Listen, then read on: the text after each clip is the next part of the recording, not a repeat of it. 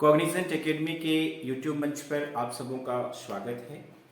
आज के वीडियो में हम लोग जिला प्रशासन कोडरमा द्वारा जो मॉडल प्रश्न पत्र 2023 तैयार किया गया था उसका सेट नंबर 2 हम लोग आज सॉल्व करने जा रहे हैं।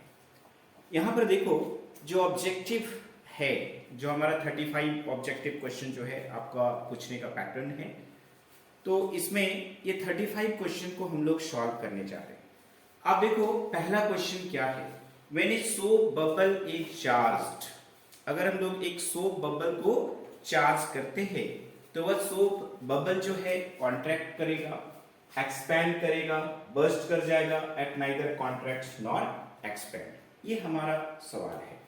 तो जब कभी भी एक सोप बबल को हम लोग चार्ज करते हैं तो वह सोप बबल जो है आइदर जो है वो नेट पॉजिटिव चार्ज हो जाएगा या फिर net negative charge. That means वो कंप्लीटली जो है पॉजिटिव होगा या फिर नेगेटिव होगा।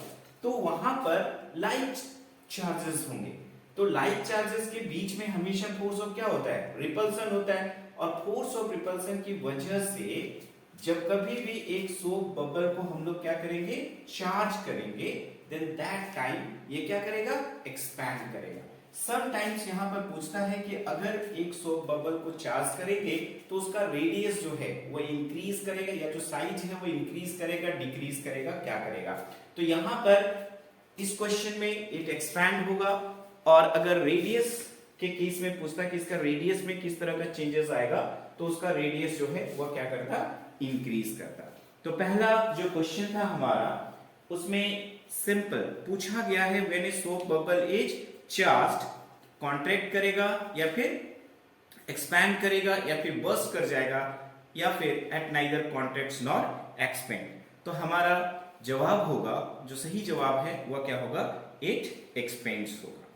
दूसरा क्वेश्चन है, in a charge conductor the charge reside in the.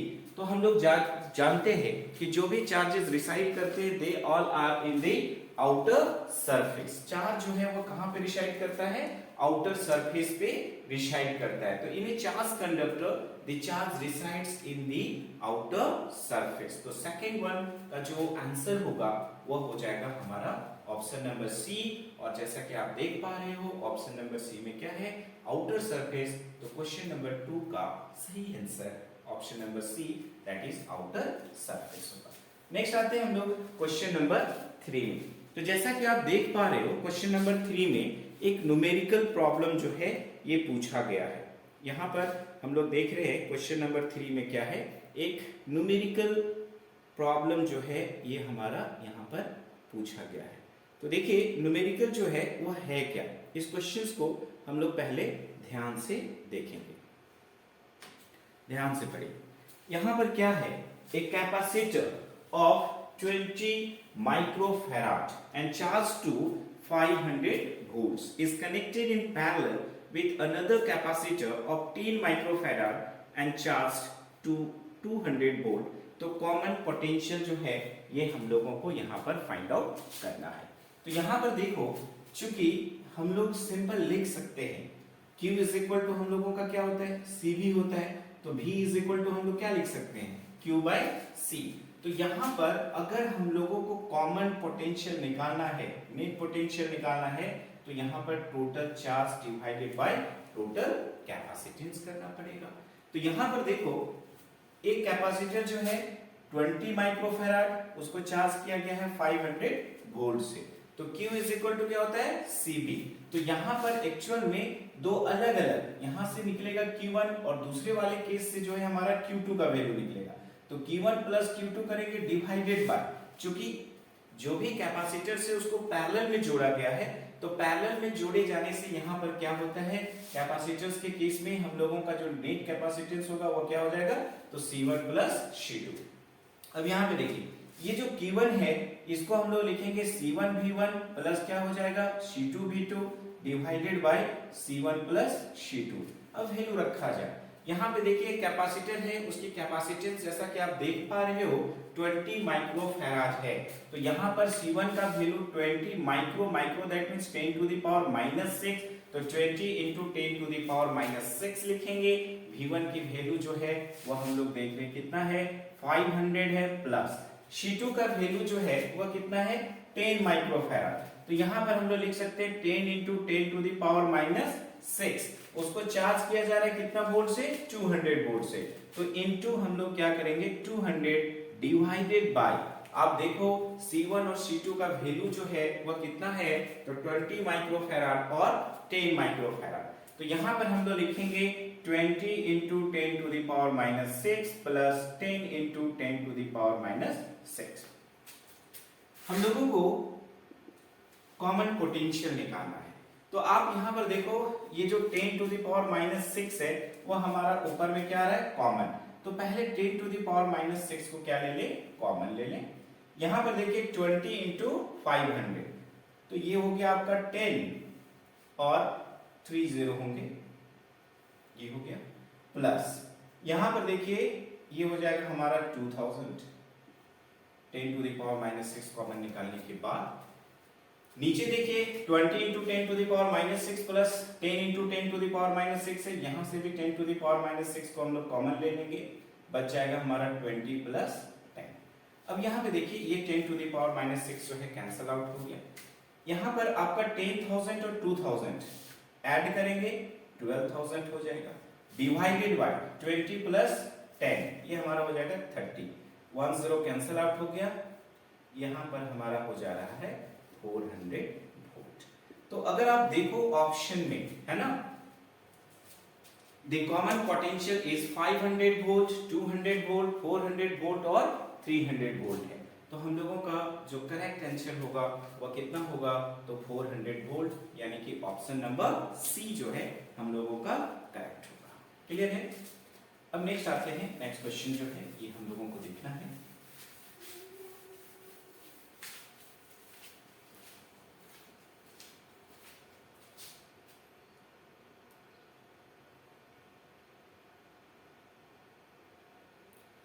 Next question भी एक न्यूमेरिकल प्रॉब्लम ही है।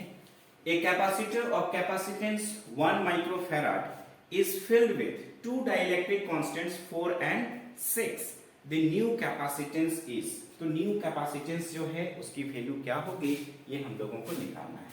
यहाँ पर देखिए अगर हम लोग कैपेसिटेंस C की बात करते हैं तो ये होता है epsilon not H by D.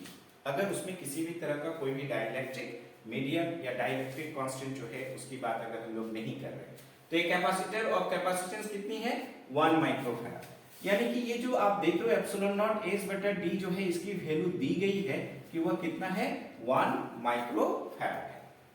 अभी क्या है उसमें फील्ड किया जा रहा है टू डाइलेक्ट्रिक कांस्टेंट्स जिनका वैल्यू जो है 4 और 6 है। तो न्यू कैपेसिटेंस की वैल्यू जो है ये हम लोगों को फाइंड आउट करनी है। अब नया केस है जहां पे हम लोग देख रहे हैं कि डाइलेक्ट्रिक कांस्टेंट जो है वहां पर है मौजूद, तो उस केस में जो फार्मूला होता है वो हो जाएगा epsilon not epsilon R S बटा डी हो जाएगा। यहाँ पर दो डाइलेक्ट्रिक कांस्टेंट है, एक का वैल्यू 4 है दूसरे का 6 है, तो एप्सिलॉन आर का वैल्यू इस केस में उसका क्या लिया जाता है एवरेज वैल्यू लिया जाता है। तो यहाँ पर एप्सिलॉन आर का अगर एवरेज वैल्यू लेंगे तो 4 प्लस 6 बाई क्या करना होगा 2, ठीक है। तो यहाँ पर जो है हमारा कितना आ जाएगा 5। तो आप देखो ये वाली जो वैल्यू है पहले से ये हमारा कितना था 1 माइक्रोफैराड था। अभी आप जो एप्सिलॉन आर की वैल्यू लेंगे वो कितना आएगा 5। तो 5 इंटू 1 माइक्रोफैराड कहने का मतलब कितना हो जाएगा तो 5 माइक्रोफैराड हो जाएगा। अगर हम लोग ऑप्शन में देखें तो ऑप्शन नंबर बी में हमें दिखाई दे रहा है कि कितना है 5 माइक्रोफैराड है। तो क्वेश्चन नंबर 4 जो है उसका करेक्ट आंसर हो जाएगा 5 माइक्रोफैराड। तो देखिए क्वेश्चन नंबर 5 जो है जो हमारा नेक्स्ट क्वेश्चन है उस पे हम लोग आते हैं।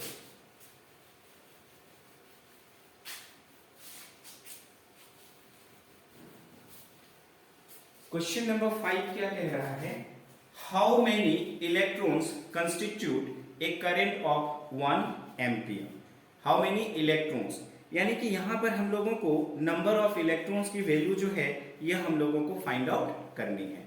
तो जैसा कि आप जानते हो electric current I is equal to क्या होता है, राइट। यहां पर देखिए अगर हम लोग इलेक्ट्रिक करंट I की बात करें तो I इज इक्वल टू होता है Q बाई ठीक, यहाँ पर करंट दिया गया है 1 एम्पियर, तो 1 एम्पियर को अगर हम लोग डिफाइन करते हैं, 1 ampere is equal to 1 coulomb divided by क्या होता है 1 सेकेंड।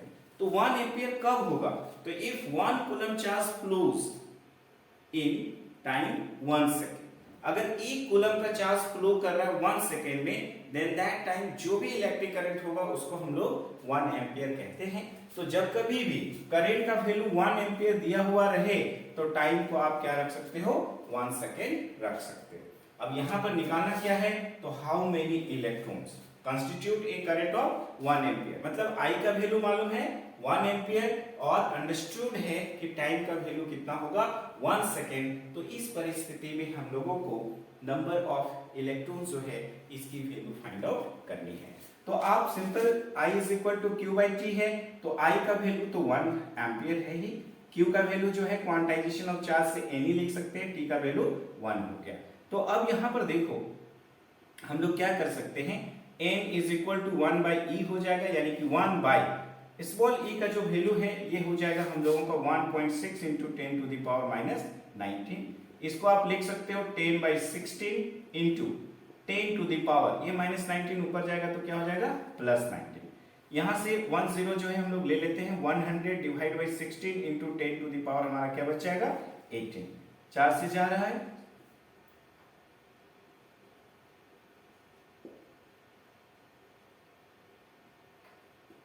तो 6.25 इंटू 10 टू द पावर 18, इतना नंबर ऑफ इलेक्ट्रॉन जो है कंस्टिट्यूट करेगा 1 एम्पियर में। अगर हम लोग ऑप्शंस की ओर आए तो ऑप्शन नंबर ए में हम लोग देख पा रहे हैं ये 6.25 इंटू 10 टू द पावर 18 है। यहाँ पर ये रेशियोज का सिंबल जो दिया गया है, ठीक है, ये मिसप्रिंटिंग है, यहाँ पर कितना होना चाहिए, तो 6.25 इंटू 10 टू द पावर 18। तो हमारा क्वेश्चन नंबर 5 का जो करेक्ट आंसर होगा वह कितना होगा, तो 6.25 into 10 to the power 18। Now आगे बढ़ते हैं क्वेश्चन नंबर 6 की ओर। क्वेश्चन नंबर 6 में आप देखो, the instrument for the accurate measurement of the EMF of a cell.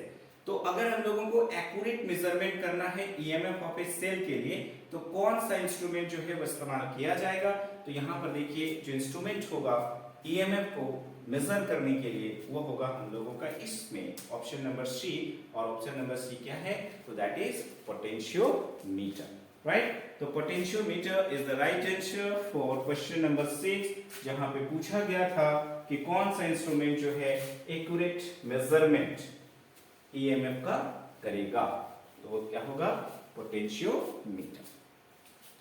आगे बढ़ते हैं क्वेश्चन नंबर 7 की ओर। क्वेश्चन नंबर 7 जो है अगर आप देखो तो इसमें क्या है, ए 220 volt 1000 watt bulb is connected across a 110 volt main supply. The power consumed will be, तो कितना पावर कंजम्पशन होगा, ये सवाल जो है पूछा गया है। एक रिलेशन जो है आपने पढ़ा होगा कि power P is equal to क्या होता है, तो V स्क्वायर बाई R होता है। यहाँ पर अगर आप देखो तो power P is equal to होता है V स्क्वायर बाई R।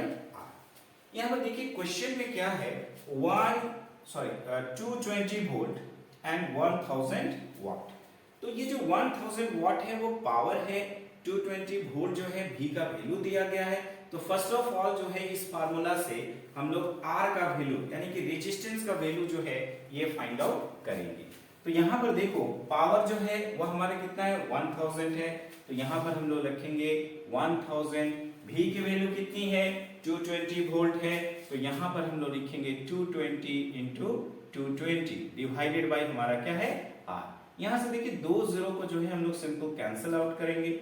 यहाँ पे देखिए R यहाँ आ गया, अब देखिए 2 दूनी 4, 2 दूनी 4, 2 दूनी 8 और ये 484 हो जाएगा, डिवाइडेड बाई कितना हो जाएगा 10। तो यहाँ पर हम लोग क्या लिख सकते हैं, जब 10 से डिवाइड करोगे तो 48.4 ओम जो है ये हमारा रेजिस्टेंस R का वैल्यू यहाँ पर हो रहा है, या एज इट इज जो है 484/10 जो है इसको भी आप वहां पर रख सकते हैं। अब देखिए इस कनेक्टेड एक्रोस से 110 वोल्ट मेन सप्लाई, तो पावर कंजम्पशन जो है उसकी वैल्यू जो है वह कितनी होगी, तो 110 वोल्ट जो है नाउ फिर से यही फॉर्मूला जो है हम लोग इस्तेमाल करेंगे। P is equal to V square by R. अभी जो है v का वैल्यू जो है हम लोगों को क्या लेना है 110। तो यहाँ पर देखिए इसको हम लोग ले लेंगे 110 इंटू 110 डिवाइडेड बाय ये जो रेजिस्टेंस की वैल्यू है वो हमारा है 484 डिवाइडेड बाय 10। तो यहाँ पर 484 बाई हम लोग क्या लेंगे 10। तो P की वैल्यू हो जाएगी 110 इंटू 110 इंटू 10 बाई कितना हो जाएगा 484। तो यहाँ पर देखिए 11 से जा रहा है, 11 एक का 11 0, ठीक है, ये 44 हो जा रहा है, ये भी 4 हो गया, 2 दूनी 4, 2 25 10, 2 25 10, 5 25 इंटू 10, तो ये हो जाएगा हमारा 250 वाट। ऑप्शन में देखते हैं, यहां पर देखिए ऑप्शन नंबर 4 में 250 वाट जो है ये हम लोगों को देखने को मिल रहा है। तो इस तरह से अगर आप देखो तो क्वेश्चन नंबर 7 का करेक्ट आंसर जो है वो ऑप्शन नंबर 4 होगा and that is 250 watt. Now अब आते हैं हम लोग नेक्स्ट क्वेश्चन की ओर और वह होगा क्वेश्चन नंबर 8।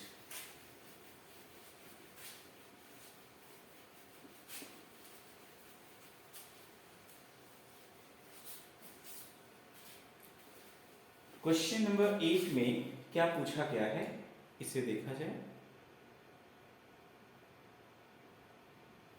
यहां पर देखिए क्वेश्चन नंबर 8 है टेस्ला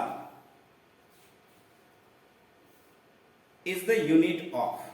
टेस्ला जो है यूनिट है किसका है, इलेक्ट्रिक फ्लक्स का है, मैग्नेटिक फ्लक्स का है, इलेक्ट्रिक फील्ड का है या फिर मैग्नेटिक फील्ड का है।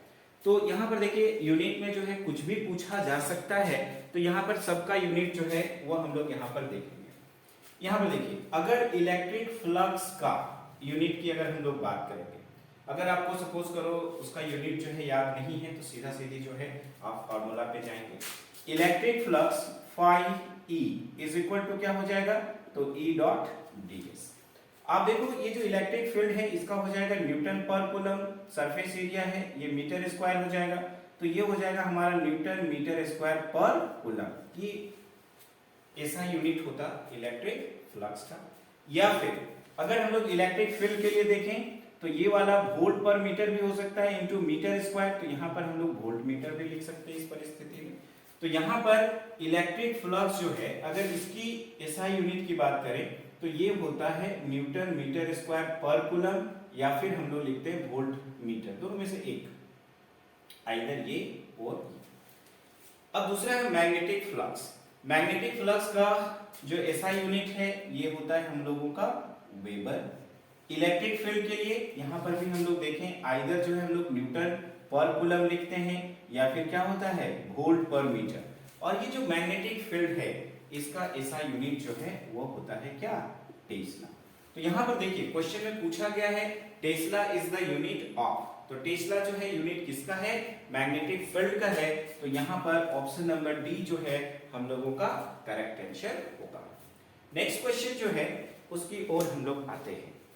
नेक्स्ट क्वेश्चन पहले थोड़ा सा इसको रेज करते हैं, रेज करते रहे पहले कोई कंफ्यूजन ना रहे।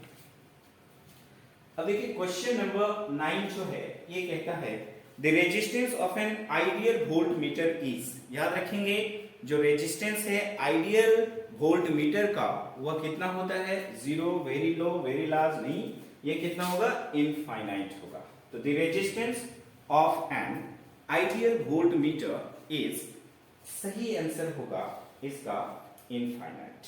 नेक्स्ट वन है unit of magnetic moment is. Magnetic moment का यूनिट क्या होता है, तो मैग्नेटिक मोमेंट का यूनिट होता है एम्पियर मीटर स्क्वायर। तो क्वेश्चन नंबर 10 का करेक्ट आंसर जो है हमारा हो जाएगा ऑप्शन नंबर डी। अब देखिए क्वेश्चन नंबर 11 जो है यहां पर क्या कह रहा है, क्वेश्चन नंबर 11, ये क्वेश्चन जो है बार बार देख रहे हो कि रिपीटेशन हो रहा है। At magnetic pole the angle of dip is. Magnetic pole जो है वहां पर एंगल ऑफ डीप की वैल्यू जो है वह कितनी होगी। तो मैग्नेटिक पोल में हम लोग जानते हैं एट मैग्नेटिक पोल, अगर आप मैग्नेटिक पोल की बात करो, एट मैग्नेटिक पोल, तो मैग्नेटिक पोल में B जो है वो किसके बराबर होता है? BV के बराबर होता है। B किसके बराबर होता है? BV के बराबर। और हम लोग जानते हैं कि BV इज इक्वल टू होता है B साइन डेल्टा।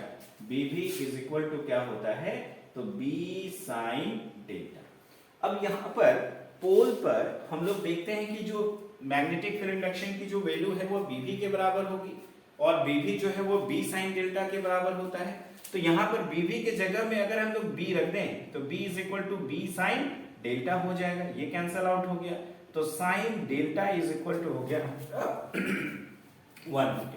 अब साइन डेल्टा का वैल्यू अगर 1 हो रहा है तो ऑब्वियसली डेल्टा का वैल्यू यानी कि एंगल ऑफ डी का वैल्यू जो है इस केस के में कितना होगा? तो 90 डिग्री। और यहां पर आप देखो जो ऑप्शन नंबर क्या है, देखो वहां पर लिखा हुआ A B C है ना, और यहाँ फिर से 1 लिखा गया है, एक्चुअल में ये क्या है? D है। ये है हमारा ऑप्शन नंबर D। और ऑप्शन नंबर D में जो 90 डिग्री दिया गया है यही हम लोगों का करेक्ट आंसर होगा ना।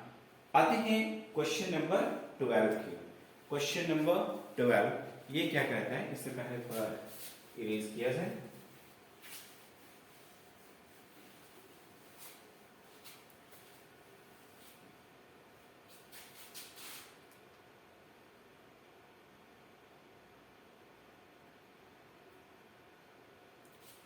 यहां पे देखिए क्वेश्चन नंबर जो हमारा 12 है, an ammeter reads up to 1 ampere, its internal resistance 0.81 ohm. To increase the range up to 10 ampere, the value of the required shunt is। तो जैसा कि आप जानते हो कि आमीटर और जो शंट है इन दोनों को हम लोग कैसे जोड़ते हैं? पैरेलली जोड़ते हैं। तो यहाँ पर एक सर्किट जो है इसको बनाने की जरूरत है।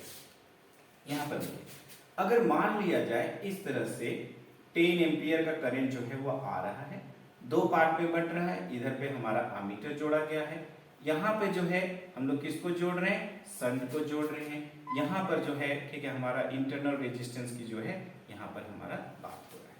ये हमारा सर्किट हो गया। यहाँ पर देखिए आपका क्या है? तो सिंपल जो 10 एम्पियर है जब वो आ रहा है ठीक है तो दो पार्ट में बढ़ जा रहा है। क्वेश्चन में दिया गया है an ammeter reads up to 1 ampere. Ammeter जो है रीड कर रहा है कितना? 1 एम्पियर। इट्स इंटरनल रेजिस्टेंस जो है वो कितना दिया गया? 0.81 ohm. To increase the range to 10 ampere. तो यहाँ पर 10 एम्पियर जो है वो अवेलेबल था। यहाँ पर हम लोग देख रहे हैं इसको जो है अगर 1 एम्पियर मिल रहा है तो ऑब्वियसली जो है इधर कितना आ जाएगा? 9 एम्पियर आएगा। यहाँ पर जो रेजिस्टेंस है ये दिया गया है हम लोगों का 0.81 ओम। 0.81 ओम जो है ये हम लोगों का यहाँ पर दिया गया है इंटरनल रेजिस्टेंस का वैल्यू। तो यहाँ पर देखिए होता क्या है, जो वोल्टेज ड्रॉप है through two branches of A parallel connection remains same. जब पैरेलल कनेक्शंस में जोड़ा जाता है तो जो वोल्टेज है वह दोनों का क्या होता है? सेम होता है। यानी कि जो वोल्टेज शंट का होगा वही वोल्टेज जो है वह आमीटर के एक्रॉस होगा। यानी कि मेरा कहने का मतलब है कि ये जो आपका शंट है इसकी जो वोल्टेज है वह आमीटर के एक्रॉस जो होगी उसी के बराबर होगी। तो अब V इज इक्वल टू है ना, हमारा जो फॉर्मूला है वह क्या हो जाएगा? तो I इंटू एस शंट जो है ठीक है ये भी हमारा एक रेजिस्टेंस है। तो V is equal to I R, जैसा कि आप जानते हो ओम्स लॉ से। तो दोनों तरफ जो है हम लोगों को आई आर जो है वह लेना है। तो यहाँ पर V जो है ये शंट का है और आमीटर का, चूंकि पैरेलली जोड़े जाते हैं इसलिए दोनों का जो वोल्टेज है दोनों के अक्रॉस वह सेम होगा। तो यहाँ पर हम लोग क्या लिख सकते हैं? I R. यहाँ पर भी हम लोग लिखेंगे आई आर। तो यहाँ पर ये जो करंट होगा वो किसके क्रॉस होगा? शंट के क्रॉस होगा। यहाँ पर इसको हम लोग ले लेते हैं एस। यहाँ पर ये जो है करंट जो है वो जो आमीटर को मिल रहा है, रेजिस्टेंस जो है जो यहाँ पर ए को मिल रहा है।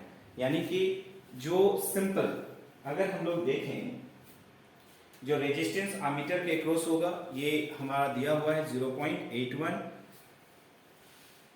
जो एमीटर है उसके क्रॉस जो करंट आपका वैल्यू शो कर रहा है वह 1 दिया गया है, शंट की ओर जो करंट आ रहा है वो दिया गया है। निकालना क्या है वो हम लोग देखें, the value of required shunt is. तो यहाँ पर देखिए IS यानी कि करंट जो है शंट की तरफ कितना है 9, तो 9 इंटू एस लिखेंगे। अभी यहाँ पे देखो ये जो करंट है जो हमारा एमीटर शो कर रहा है वो 1 है, और यहाँ पर देखिए जो रेजिस्टेंस है ये दिया गया है 0.81। तो S इज इक्वल टू कितना हो जाएगा, तो 0.81 डिवाइडेड बाई 9 हो जाएगा। तो पहले तो हमारा पॉइंट लग जाएगा एंड देन आफ्टर जो है तब भी जो है हमारा यहाँ पर वो भागा जो है ठीक है वो जा नहीं रहा है, तो हम लोगों को पहले क्या करना होगा, एक 0 लगाना होगा। तो 0.0 ठीक है, उसके बाद 9 81 हो जा रहा है, तो यहाँ पर हम लोग सिंपल 0.09 है ना, उसका जो रिक्वायर्ड शंट है इस केस के लिए वह कितना हो जाएगा जी, तो 0.9। तो 0.9 जो है ये हमारा करेक्ट आंसर होगा किसका, तो क्वेश्चन नंबर 12 का। अब देखिए यहाँ पर थोड़ा सा मिस प्रिंटिंग है, क्वेश्चन नंबर 30 में देखिए एट रिस्पॉन्स लिखा है, रिस्पॉन्स नहीं होता है, एट रेजोनेंस स्टेट की बात कर रहा है, at resonance in series LCR circuit which relation does not hold. तो रेजोनेंस के केस में है ना, ये जो रेजोनेंस के केस में इन सीरीज एलसीआर सर्किट की बात करते हैं, तो विच रिलेशन डज नॉट होल्ड, कौन सा रिलेशन जो है होल्ड नहीं करेगा। तो हम लोग जानते हैं कि जो इंपेडेंस है Z की जो वैल्यू होती है वह कितनी होती है, तो under root R square plus XL minus XC का whole square. At resonance state जो है हम लोग क्या जानते हैं, at resonance state, resonance state में जो है Z किसके बराबर हो जाता है, R के बराबर, यानी कि जो इंपेडेंस है वो किसके बराबर होनी चाहिए, रेजिस्टेंस के बराबर होनी चाहिए। तो ये जो आप इंपेडेंस देख रहे हो वह रेजिस्टेंस के बराबर जो है वह कब होगा, तो इसके लिए ये पॉसिबल तब है when XL is equal to XC, ये दोनों बराबर होगा तो XL माइनस XL यहाँ पे 0 हो जाएगा, तो R स्क्वायर का रूट जो है निकालेंगे तो वो कितना हो जाएगा R, और तब की परिस्थिति में जो है वो Z R के बराबर होता है। अब देखिए XL क्या है, ओमेगा L है, XC क्या होता है 1 बाय ओमेगा C होता है। तो यहाँ पर देखिए लिखा हुआ है CW है ना, CW इज इक्वल टू, इसको यहाँ ले आए तो ये हो जाएगा 1 बाय LW, दैट मीन्स कि ये होल्ड कर रहा है, ये होल्ड कर रहा है, मतलब कौन होल्ड नहीं कर रहा है, पूछा क्या जा रहा है, कौन होल्ड नहीं कर रहा है, तो ये हमारा होल्ड कर रहा है। अब यहाँ पर देखो ये ओमेगा को इधर ले आए तो यहाँ पर ये वाला हो गया omega square is equal to 1 by LC, यानी कि ओमेगा इज इक्वल टू हो जाएगा 1 बाई रूट LC। तो यहाँ पर देखो omega is equal to 1 by root LC, ये भी हमारा होल्ड कर रहा है, राइट। तो यहाँ पर देखिए कौन होल्ड नहीं कर रहा है, तो यहाँ पर देखिए 1 बाई LC, ठीक है, W is equal to 1 by LC, ये होल्ड नहीं कर रहा है। लेकिन एक ऑप्शन और हमारा बच रहा है, ये बोल रहा है omega L is equal to CW या LW is equal to CW, तो ये भी होल्ड जो है वो हमारा नहीं करता है। एक्चुअल में यहाँ पर जो ऑप्शन होना चाहिए था वह क्या होना चाहिए, तो LW is equal to 1 by CW, यहाँ पर का जो ऑप्शन है ये होना चाहिए था हम लोगों का LW is equal to 1 by CW। आप आगे पीछे भी लिख सकते हैं जैसा कि हमने लिखा है omega L is equal to 1 by omega C। तो यहाँ पर दो ऑप्शन जो है डज नॉट रिस्पॉन्ड जो पूछ रहा है, तो 2 ऑप्शन होंगे, तो ऑप्शन जो है एक ही होना चाहिए था, तो ये ऑप्शन नंबर ए जो है, ठीक है, ये हमारा करेक्ट आंसर है, क्योंकि यहाँ पर पूछा गया है at resonance in series LCR circuit which relation does not hold. तो यहाँ पर अगर आप देखो तो ये क्योंकि यहाँ पर LW is equal to CW दिया हुआ है, होना क्या चाहिए था LW is equal to 1 by CW, तब ये हमारा करेक्ट होता, लेकिन ये भी होल्ड नहीं कर रहा है, तो इसमें दोनों का दोनों आंसर जो है ये हमारा करेक्ट होगा। तो यहाँ पर ये जो क्वेश्चन नंबर 13 है, ठीक है, यहाँ पर हम लोग देखते हैं थोड़ी सी मिसअंडरस्टैंडिंग है, थोड़ा सा हम लोग देख रहे हैं प्रिंटिंग मिस्टेक है, तो 4 में से 2 हमारा ऑप्शन करेक्ट आ रहा है, क्योंकि पूछा जा रहा है विच रिलेशन डज नॉट होल्ड, तो ये रिलेशन होल्ड नहीं कर रहा है और ये रिलेशन होल्ड नहीं कर रहा है। राइट। तो यहाँ पर एक्चुअल में होना क्या चाहिए था, LW is equal to 1/CW, तब ये होल्ड कर जाता, ये भी होल्ड कर जाता, ये होल्ड नहीं करता। तो यहाँ पर आंसर जो है 13 का क्या होगा, omega is equal to 1/LC। अब आते हैं नेक्स्ट क्वेश्चन की ओर।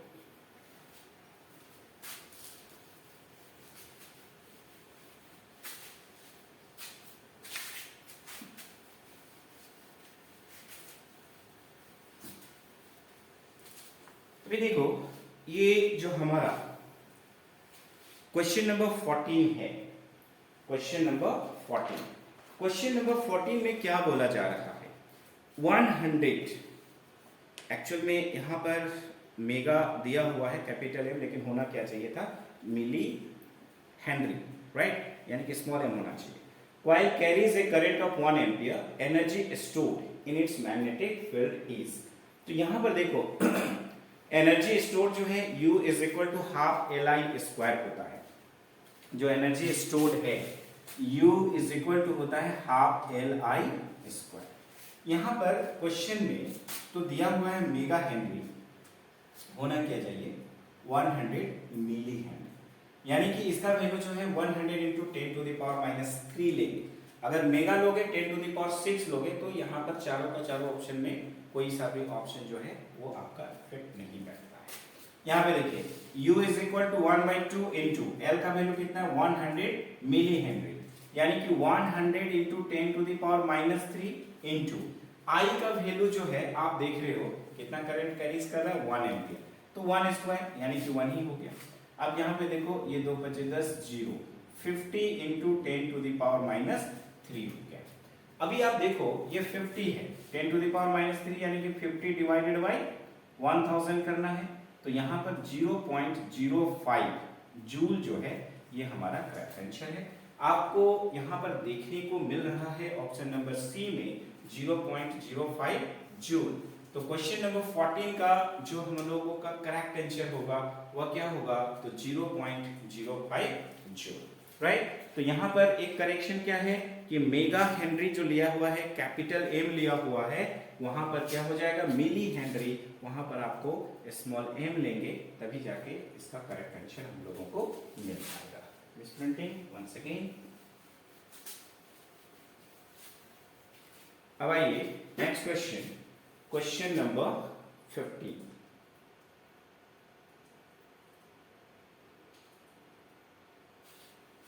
क्वेश्चन नंबर 15 क्या कहता है, energy in a current carry, आप देख रहे हो यहाँ पे कॉल लिखा हुआ है, क्या लिखा हुआ है कॉल, तो कॉल नहीं है, ठीक है, वो क्या है कॉइल है, right. Energy in a current carrying coil is stored in the form of, तो एनर्जी जो है करंट कैरिंग कॉइल में स्टोर करता है किस फॉर्म में, तो हमेशा यहाँ पर electric field, magnetic field, dielectric, strength, heat, ठीक है। इसका करेक्ट आंसर जो है वो क्या हो जाएगा मैग्नेटिक फील्ड। यहाँ पर क्या करेक्शन है, ये कॉल नहीं है, ये हम लोगों का कॉइल है। तो energy in a current carrying coil is stored in the form of magnetic field, तो इसका आंसर क्या हो जाएगा मैग्नेटिक फील्ड हो जाएगा। Next, which of the following electromagnetic wave has the highest wavelength, किसका हाईएस्ट वेवलेंथ होगा, इन चार ऑप्शन में सबसे हाईएस्ट वेवलेंथ जो है वो किसका होगा। इस तरह का जो क्वेश्चन है वो आपका जनरली पूछता ही है, highest wavelength, lowest wavelength, highest frequency या फिर लोवेस्ट फ्रीक्वेंसी, एकदम से आम क्वेश्चन है। आपका जो 1 मार्क्स का जो क्वेश्चन होता है सब्जेक्टिव वाला, उसमें भी पूछा जा सकता है, और ऑब्जेक्टिव में तो आप देख ही रहे हो पूछ रहा है। इसको याद रखने के लिए मैंने एक सेंटेंस याद रखने के लिए आपको बोला था, और वह सेंटेंस क्या था, Ram in village ultra XY, right. यहां पे देखिए राम जो हमने लिखा है RF और रेडियो वेव्स से, कैपिटल एम जो है डिनोट कर रहा है माइक्रोवेव्स को, IM इंफ्रारेड वेव्स को, VI जो है विजिबल लाइट को, ultra violet, X rays, gamma rays. अभी यहाँ पर देखो विच ऑफ द फॉलोइंग, यहाँ पर सबसे पहले जो है समझिए, इसमें जैसे जैसे हम लोग रेडियो वेव से गामा रेज की ओर जा रहे हैं, इसका फ्रीक्वेंसी जो है वह क्या कर रहा है इंक्रीज कर रहा है। अगर फ्रीक्वेंसी इंक्रीज कर रहा है तो वेवलेंथ जो है वो क्या करेगा, वेवलेंथ डिक्रीज करेगा। वेवलेंथ अगर डिक्रीजेस है कहने का मतलब पहला वाला वेवलेंथ ज्यादा होगा, वो फिर धीरे धीरे क्या होगा, घटता चला जाएगा। फ्रीक्वेंसी अगर इंक्रीजिंग ऑर्डर में है कहने का मतलब पहला छोटा है फिर धीरे धीरे क्या हो रहा है, बढ़ता चला जा रहा है। तो which of the following electromagnetic wave has the highest wavelength, तो हाईएस्ट वेवलेंथ जो है किसका होगा, ये सवाल है, राइट। तो यहां पर ये वाला जो सीक्वेंस आप देख रहे हो ये क्या है, डिक्रीजिंग ऑर्डर ऑफ वेवलेंथ है, इंक्रीजिंग ऑर्डर ऑफ फ्रीक्वेंसी है।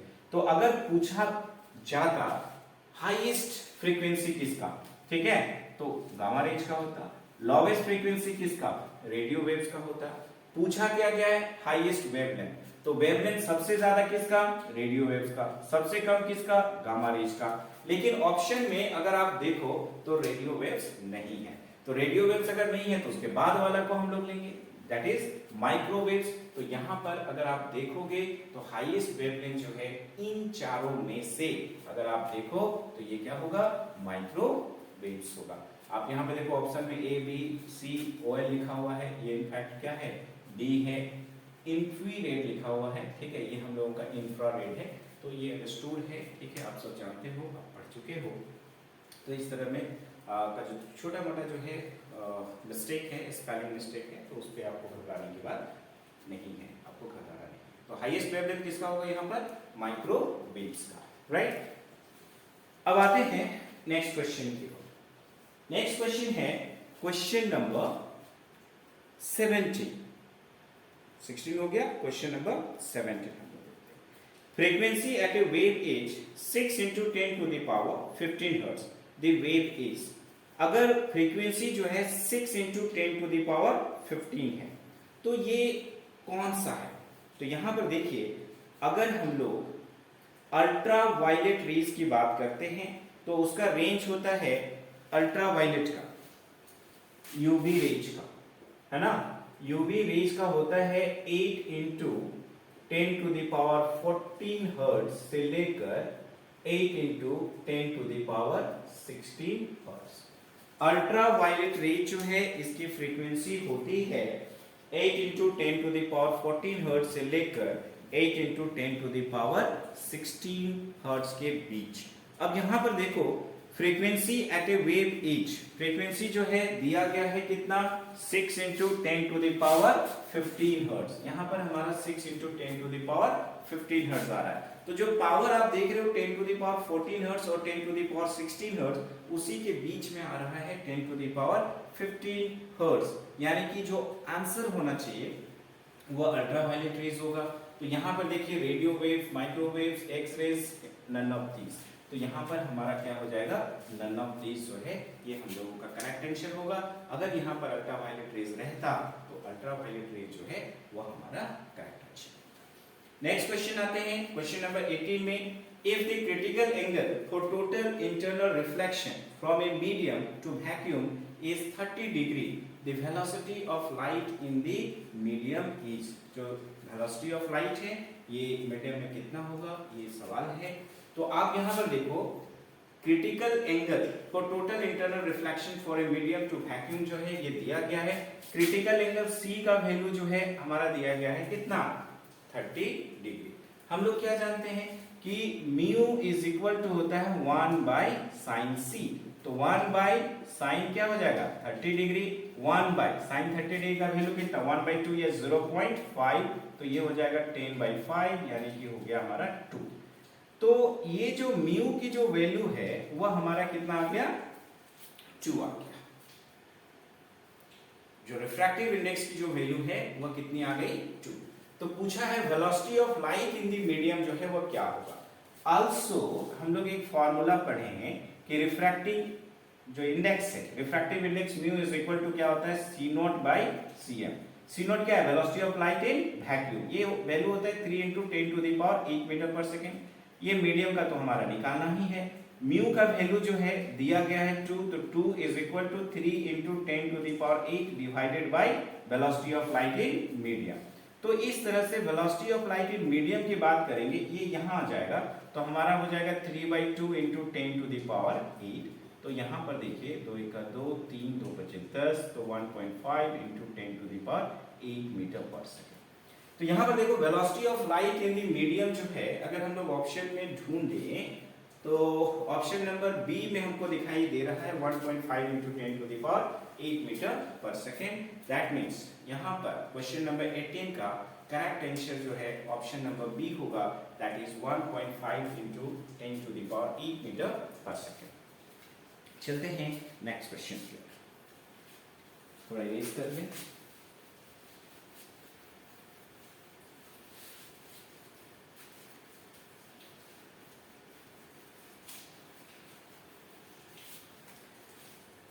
अब देखिए नेक्स्ट क्वेश्चन जो है क्वेश्चन नंबर 19। क्वेश्चन नंबर 19 क्या है, यहाँ पे देखिए 19 में कॉन्टेयर लिखा हुआ है, इनफैक्ट वो कॉन्केव लेंस होना चाहिए। A concave lens of focal length 20 centimetre produces an image half the size of the real object. The distance of the real object जो है ये हम लोगों को निकालना है। एक फॉर्मूला जो है आपको बताया था कि जो मैग्निफिकेशन है linear magnification m is equal to f/f plus u या u प्लस f जो है ये हम लोगों का होता है, right.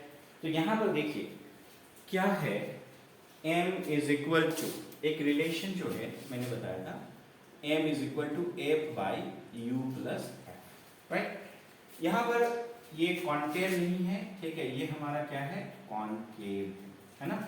A concave lens of focal length 20 cm produces an image half the size of the real object। जो रियल ऑब्जेक्ट है उससे साइज जो है आधी है, यानी कि मैग्निफिकेशन m का वैल्यू जो है 1/2 हो गया। अब अगर आप देखो जो कॉन्केव लेंस है उसका फोकल लेंथ क्या होगा, तो अगर एक कॉन्केव लेंस की बात करें तो इस तरह से होगा, रेज इस तरह से आएगा, ये ऊपर चला जाएगा, ये इधर आएगा, ठीक है। यहाँ पर आप देखिए ये आपका फोकस हो रहा है, तो जो भी मेजरमेंट होता है वो हम लोग यहां से करेंगे ऑप्टिकल सेंटर से। ये स्मॉल f का वैल्यू हो गया, तो जो इंसिडेंट रे के अगर अपोजिट डायरेक्शन में मेजर करते हैं, ठीक है, तो उसको हम लोगों को क्या लेना होता है नेगेटिव, जैसा कि आप साइन कन्वेंशंस में पढ़े हो, ठीक है, दैट इज वेरी इजी। तो आप देखिए फोकल लेंथ जो है वो दिया गया है कितना, लेंथ का स्पेलिंग में देख लीजिए, थोड़ा गड़बड़ है। A concave lens of focal length 20 cm produces an image half the size of the real object. The distance of the real object ये हम लोगों को निकालना है। आप देख रहे हो कि फोकल लेंथ का वैल्यू जो है वो आपका 20 सेंटीमीटर है, -20 हो गया, u प्लस माइनस -20 हो गया। अब अगर आप देखो तो हम लोग लिख सकते हैं u -20 इज इक्वल टू -40 हो जाएगा। अगर आप देखो u इज इक्वल टू तो -40 प्लस 20 हो जाएगा, इस तरह से u is equal to -20 centimetre हो जाएगा। तो यहाँ पर जो आंसर है the distance of the real object, तो नेगेटिव साइन तो हम लोग साइन कन्वेंशंस के लिए लेते हैं, ऑब्जेक्ट डिस्टेंस ऑलवेज नेगेटिव में ही आएगा। तो यहाँ पर देखिए 20 सेंटीमीटर जो है ये हम लोगों का करेक्ट आंसर होगा। नेक्स्ट क्वेश्चन क्या है, the image formed by an objective of A compound microscope is. तो कंपाउंड माइक्रोस्कोप जो है उसमें हम लोग देखते हैं कि दो लेंसेस होते हैं, दोनों कॉन्वेक्स लेंसेस होगा। जो ऑब्जेक्टिव होगा, जो ऑब्जेक्ट के करीब होगा उसको हम लोग ऑब्जेक्टिव लेंस कहते हैं, और जो आईपीस के नजदीक होगा उसको हम लोग क्या बोलते हैं आईपीस लेंस बोलते हैं। तो यहाँ पर दोनों का काम जो है, ठीक है, वो क्या करना होता है कि जो भी ऑब्जेक्ट का इमेज बनाएगा उसको इनलार्ज करने का काम होता है। लेकिन पहले केस में अगर हम लोग देखेंगे कि जो ऑब्जेक्ट है उसको जो सिचुएटेड किया जाता है वह हमेशा क्या होगा, u जो है वह f से बड़ा होगा। तो यहाँ पर the image formed by an objective of A compound microscope, तो इमेज जो है हमेशा क्या होना चाहिए दूसरी तरफ बनना चाहिए, यानी कि रियल इमेज होगा, और साथ ही साथ वह इनलार्ज्ड होगा, राइट। अभी ये जो अगर हम लोग कंपाउंड माइक्रोस्कोप का वीडियो जो है अगर आप देख लेंगे, ठीक है, तो ये और ज़्यादा क्लियर हो जाएगा। कंपाउंड माइक्रोस्कोप का मैंने वीडियो ऑलरेडी बनाया है, मैग्नीफाइंग पावर जो है वहाँ पर निकाला गया है, तो आप उसको देखेंगे तो ज़्यादा क्लियर हो जाएगा, राइट। तो यहाँ पर जो है कंपाउंड माइक्रोस्कोप में दो लेंसेस, एक हो गया ऑब्जेक्टिव लेंस और दूसरा क्या हो जाएगा आईपीस लेंस। दोनों के दोनों जो है ठीक है क्या होते हैं, कॉन्वेक्स लेंस होते हैं, राइट। कॉन्वेक्स लेंस जो है उसकी कैपेबिलिटी जो है वह क्या है, दोनों तरह की इमेज बनाने की है, रियल और वर्चुअल भी। लेकिन ऑब्जेक्ट को इस तरह से हम लोग सिचुएटेड करते हैं, जो आईपीएस लेंस है उसको इस तरह से एडजस्ट करके कि वह हमेशा एक रियल इमेज और कैसा इमेज बनाएगा, इनलार्ज्ड इमेज। तो जो image formed by an objective of A compound microscope की अगर हम लोग बात करते हैं तो यहां पर आप देखो कि जो आंसर होगा वो रियल एंड इनलार्ज्ड होगा। आइए नेक्स्ट क्वेश्चन की ओर बढ़ते हैं।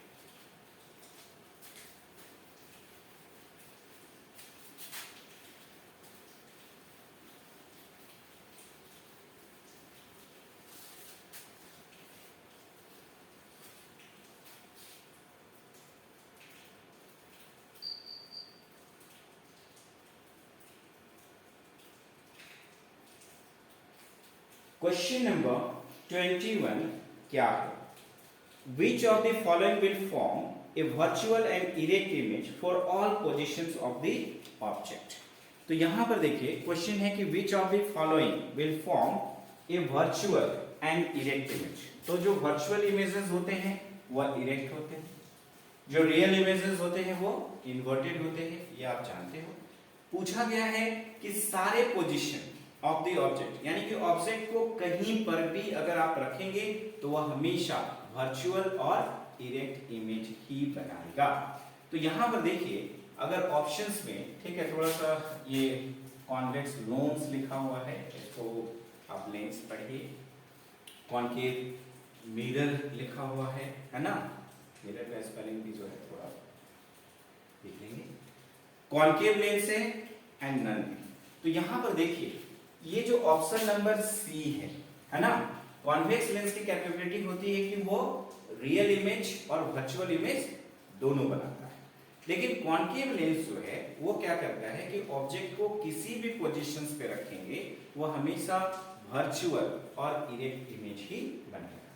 दूसरी बात आप समझिए, ये जो कॉन्वेक्स लेंस है इसकी प्रॉपर्टी जो है वो किससे मिलती है, कॉनकेव मिरर से। यानी कि ये जो कॉनकेव मिरर है ये भी दोनों तरह का इमेज बनाएगा, रियल और वर्चुअल दोनों तरह का। तो ये ऑप्शन जो है ये भी आपका इनकरेक्ट है। तो करेक्ट आंसर क्या हो जाएगा, concave lens, right. Next question आते हैं क्वेश्चन नंबर 22 पर। तो देखिए क्वेश्चन नंबर 22 जो है वो हमारा क्या कह रहा है, time taken by light to cross a glass slab of thickness 4 millimetre of refractive index 3 is.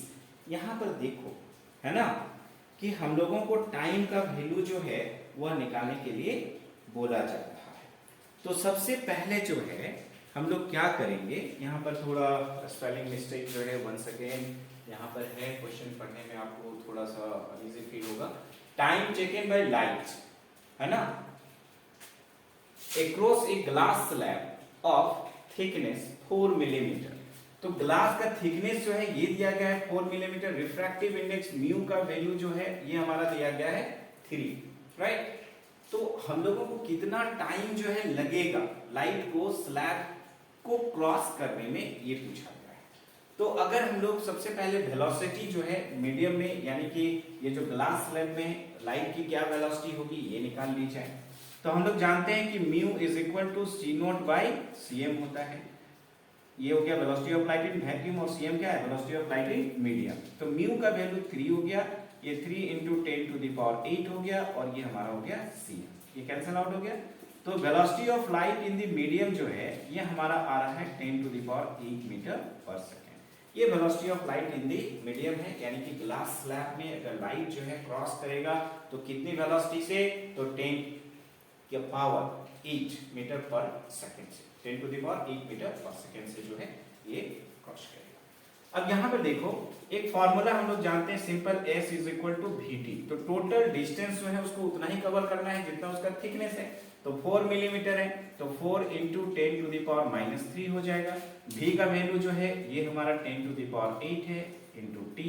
तो इस तरह से T is equal to 4 into 10 to the power 3 divided by 10 to the power 8।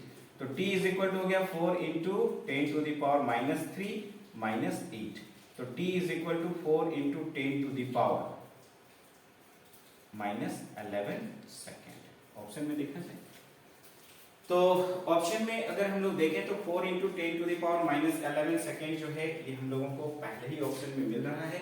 तो क्वेश्चन नंबर 22 का correct answer जो है option number A है, that is 4 into 10 to the power -11 second. यहाँ पे देखिए light propagates, next question, question number 23 जो है वो क्या बोल रहा है, light propagates linearly because of its frequency, wavelength, velocity. यहाँ पे वेयर नेचर नहीं है, ठीक है, ये हमारा क्या होगा, वेव नेचर, राइट। और जो लाइट प्रोपगेट करता है linearly because of it's wave nature, तो इसका आंसर जो है ऑप्शन नंबर डी है, दैट इज वेव नेचर। यहाँ पे देखिए नेक्स्ट क्वेश्चन, क्वेश्चन नंबर 24 क्या कह रहा है, तो इंटरफेरेंस इज रीडिस्ट्रीब्यूशन ऑफ, तो रीडिस्ट्रीब्यूशन ऑफ क्या है, एनर्जी है। इंटरफेरेंस क्या है, the phenomenon of redistribution of light energy when two waves are superimposed to each other emitted from two coherent sources. तो दो कोहेरेंट सोर्सेस से निकलने वाले वेव्स अगर आपस में सुपरइम्पोज करेंगे तो जो रीडिस्ट्रीब्यूशन ऑफ लाइट एनर्जी है उसको बोला जाता है इंटरफेरेंस, यानी कि क्वेश्चन नंबर 24 का करेक्ट ऑप्शन होगा एनर्जी। नेक्स्ट वन है प्लैंक्स कांस्टेंट। यहाँ पर भी देखिए स्पेलिंग मिस्टेक जो है कुछ ज्यादा ही क्वेश्चंस में देखने को हम लोगों को मिल रहा है। यहाँ पर लगता है थोड़ी गड़बड़ी थी, टाइपिस्ट को जल्दी से क्वेश्चंस को लगता है रिलीज करना था। यहाँ पर देखिए Planck's constant have the dimension of, है ना, हैव नहीं, ठीक है, प्लैंक्स कांस्टेंट हैव कर सकते हैं, हैव द डायमेंशन ऐसे लिखा हुआ है, ठीक है, ये क्या होगा, डायमेंशन। तो Planck's constant have the dimension of, यानी कि प्लैंक्स कांस्टेंट की जो डायमेंशन है वो किसके समान होगी। तो प्लैंक्स कांस्टेंट का पहले डायमेंशन निकाला जाए तो यहाँ पर देखिए energy E is equal to होता है h न्यू, यहाँ पर h प्लैंक्स कांस्टेंट है तो h इज इक्वल टू हो जाएगा E बाई न्यू। तो डायमेंशन ऑफ प्लैंक्स कांस्टेंट क्या होता है, dimension of energy ml² t का पावर -2, फ्रीक्वेंसी के लिए हम लोग लेंगे t का पावर -1, तो इस तरह से ml² t का पावर ये जाएगा तो +1 हो जाएगा तो -1 हो जाएगा। तो ये प्लैंक्स कांस्टेंट की जो डायमेंशन है वो ml² t के पावर -1 है। तो यहाँ पर देखो बोलता है कि प्लैंक्स कांस्टेंट का डायमेंशन क्या फ्रीक्वेंसी के समान है, तो फ्रीक्वेंसी का डायमेंशन क्या होगा, frequency nu is equal to 1/t, यानी कि इसका हो जाएगा t का पावर -1, इसके समान नहीं है। टाइम का कैपिटल T होगा, इसके समान भी नहीं है। एनर्जी है इसका होता है ml² t का पावर -2, इसके समान भी नहीं है। नेक्स्ट ऑप्शन जो है हम लोग देख रहे हैं एंगुलर मोमेंटम। आप जानते हो कि एंगुलर मोमेंटम क्या होता है, mvr। तो अगर एंगुलर मोमेंटम L का डायमेंशन हम लोग निकालें, mvr का निकालें, तो यहाँ पर हो गया m, वेलोसिटी के लिए l t का पावर -1, r के लिए l, तो आप देखो ml² t का पावर -1 जो किसके समान है, प्लैंक्स कांस्टेंट के समान है। तो यहाँ पर देखिए क्वेश्चन पूछा गया था कि Planck's constant have the dimension of, तो करेक्ट आंसर क्या होगा, एंगुलर मोमेंटम। एंगुलर मोमेंटम के समान डायमेंशन है किसका, प्लैंक्स कांस्टेंट का। नेक्स्ट क्वेश्चन है the phenomenon of photoelectric effects explained bye hertz, Einstein, Lenard और हैकवैक। तो यहाँ पर क्वेश्चन नंबर 26 का करेक्ट आंसर जो है वह हम लोगों का क्या होगा, Einstein. In fact Einstein was finally awarded the Nobel Prize for Physics in 1921 for explaining the photoelectric effect। 1921 में इसी फोटोइलेक्ट्रिक इफेक्ट के एक्सप्लेनेशंस की वजह से इनको नोबेल प्राइज जो है वह दिया गया था। 1921 में आइंस्टीन जो है उनको फिजिक्स के लिए नोबेल प्राइज दिया गया था। अब आते हैं next question, Which of the following, if not committed by a radioactive substance? तो यहाँ पर देखिए which of the following if not committed by radioactive substances, तो यहाँ पर एक ऑप्शन जो है ये आपका क्या होना चाहिए था, प्रोटॉन्स होना चाहिए था। क्या होना चाहिए था, प्रोटॉन्स, और वही हमारा क्या होता, करेक्ट आंसर होता, राइट। तो यहाँ पर देखिए which of the following is not committed by radioactive substance, है ना, electrons, electromagnetic radiation, alpha particles, और ये जो न्यूट्रॉन्स लिखा गया है, ठीक है, उसके जगह में हमारा क्या होना चाहिए, प्रोटॉन्स। और प्रोटॉन्स जो है वो कमिट नहीं करता है किसको, तो रेडियो एक्टिव सब्सटेंस। अब नेक्स्ट आते हैं क्वेश्चन नंबर 28 में।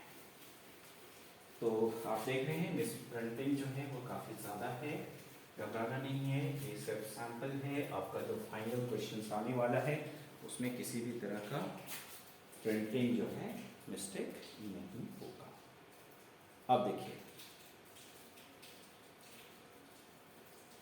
हाउ मेनी, यहां पे देखिए वंस अगेन, हाउ मेनी नेक्सन्स लिखा हुआ है, ठीक है, ये क्या है, न्यूट्रॉन्स।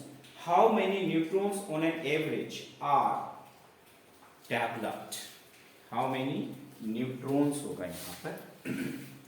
यहाँ पे देखिए ये होगा न्यूट्रॉन्स, राइट, न्यूट्रॉन्स हो जाएगा। और डिवेलप्ड है, ठीक है, ये नहीं डेवलप्ड। तो how many neutrons on an average are developed per fission. तो पर फिजन जो है 2 से 3 है ना, 2 से 3 जो है आपका न्यूट्रॉन्स जो है वो डेवलप होता है। एवरेज पूछा गया है तो 2 + 3/2 कर दें, 5/2 यानी कि 2.5, राइट। तो 2.5 न्यूट्रॉन्स जो है, ठीक है, आपको पर फिजन जो है ये मिलेगा। ये हम लोग एवरेज निकालें, या तो 2 निकलता है या फिर 3 निकलता है। प्रत्येक फिजन में जो न्यूट्रॉन होता है जब रिलीज होगा तो कितना एनर्जी जो है ये वहां पर होगा उसके पास, है ना। तो ये न्यूट्रॉन रिलीज पर फिजन जो है, अगर यूरेनियम एटम की बात करें तो अगर बाहर आता है तो प्रत्येक न्यूट्रॉन जो है रिलीज करेगा पर फिजन कितना mega electron volt, 2 mega electron volt की एनर्जी। तो समटाइम्स जो है ये एनर्जी कितना रिलीज करेगा ये भी पूछता है, ठीक है, पर न्यूट्रॉन जो है कितना एनर्जी होगा उसका। तो 2 मेगा इलेक्ट्रॉन वोल्ट जो है उसमें आप करेक्ट करेंगे। एवरेज पर फिजन जो है ये निकालना है, how many neutrons on an average are developed per fission. तो पर फिजन में 2 से 3 निकलता है, एवरेज ले लेंगे तो 2.5 हो जाएगा। नेक्स्ट क्वेश्चन जो है question number 29। The binding energy पर, यहाँ पे देखिए न्यूक्लियन है, तो the binding energy per nucleon of A stable nature is, यहाँ पर देखिए द बाइंडिंग एनर्जी पर क्या होगा, पर न्यूक्लियन। तो आप जानते हैं कि greater the value of binding energy per nucleon greater it's stability, तो उसकी जो स्टेबिलिटी है वह अधिक होती है। तो द बाइंडिंग एनर्जी पर नहीं पर, right, the binding energy per nucleon of A stable nature is, ये होता है 8 मेगा इलेक्ट्रॉन वोल्ट, यानी कि यहां पर हमारा ऑप्शन नंबर सी जो है करेक्ट है। नेक्स्ट क्वेश्चन है फॉरबिडन एनर्जी गैप नहीं gap, the forbidden energy gap of A semiconductor is of the order of. तो फॉरबिडन एनर्जी गैप जो है सेमीकंडक्टर के केस में अगर देखा जाए तो जर्मेनियम के केस में होता है 0.75 या इनफैक्ट 0.78 इलेक्ट्रॉन वोल्ट, और सिलिकॉन के केस में देखा जाए तो 1.13 इलेक्ट्रॉन वोल्ट होता है। तो यहाँ पर ऑन एन एवरेज वैल्यू जो है हम लोगों को लेना है। तो forbidden energy gap of A semiconductor is of the order of 0.1 electron volt लेंगे, काफी कम हो जाएगा। 10 इलेक्ट्रॉन वोल्ट बहुत ज्यादा हो जाएगा, 5 इलेक्ट्रॉन वोल्ट भी बहुत ज्यादा होगा। ये जो LeV लिखा हुआ है, ठीक है, ये इनफैक्ट क्या होना चाहिए 1 इलेक्ट्रॉन वोल्ट। तो ये 1 इलेक्ट्रॉन वोल्ट जो है ये हम लोगों का फॉरबिडन एनर्जी गैप होगा, किसका, एक सेमीकंडक्टर का। अब आते हैं नेक्स्ट क्वेश्चन की ओर।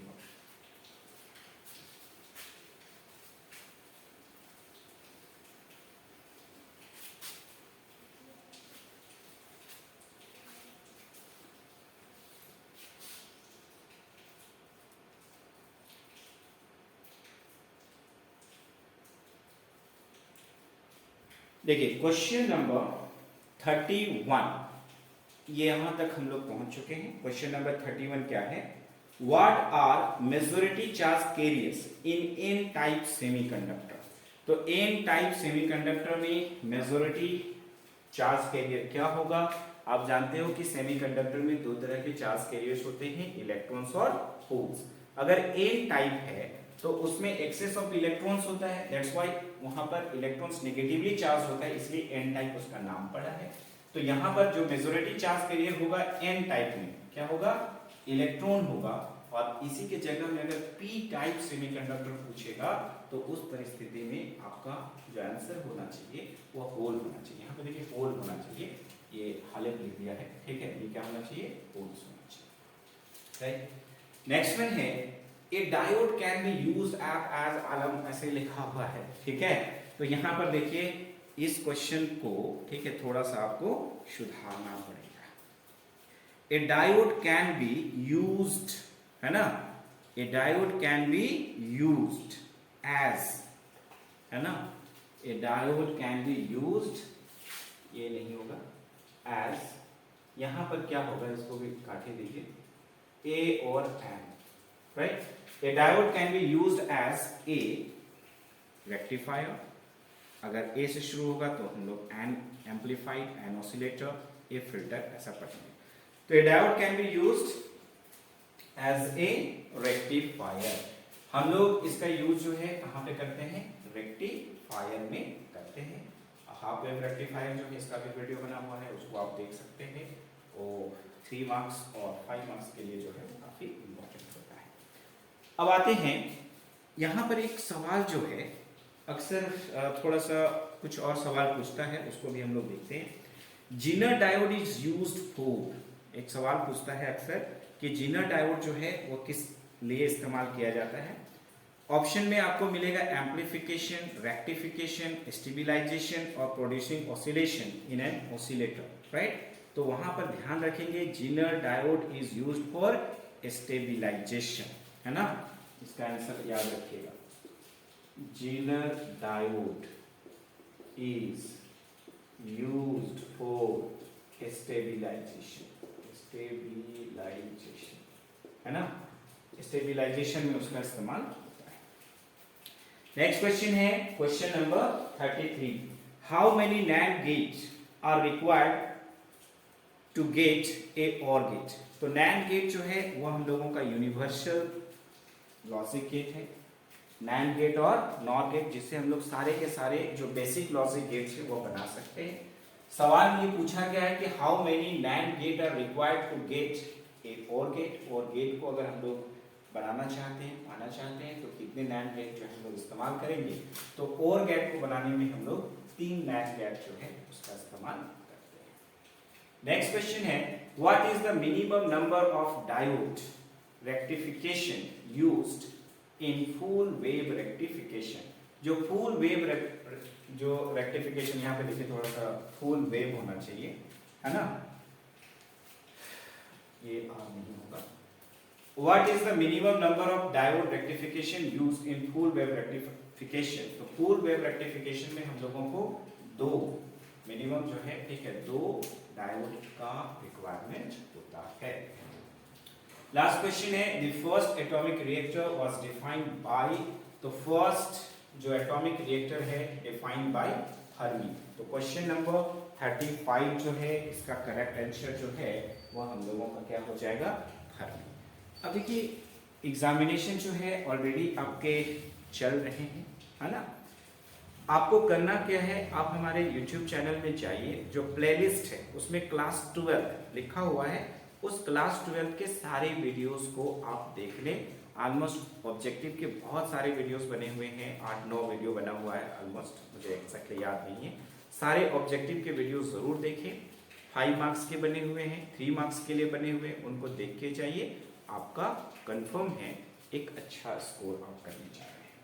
तो इस वीडियो में इतना ही। Thank you for watching this video. एक नए वीडियो के साथ जल्द उपस्थित होगा, तब तक के लिए धन्यवाद।